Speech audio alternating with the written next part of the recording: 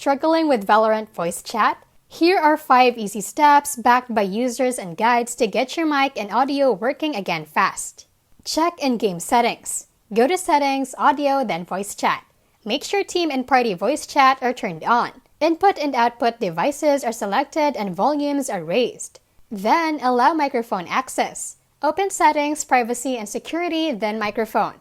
Toggle Allow desktop apps to access your mic to on and ensure Valorant is allowed. Third, run as administrator and firewall. Right-click Valorant and select Run as administrator. In Windows Firewall, allow both Valorant.exe and VGC.exe through both private and public networks. Fourth, use Push to Talk. Switch from automatic voice to push to talk in settings. Many players report this fixed their audio problems. And lastly, optional network fixes. If problem persists, you can disable IPv6 and switch to Google DNS. Follow these 5 steps and most voice chat issues in Valorant should disappear.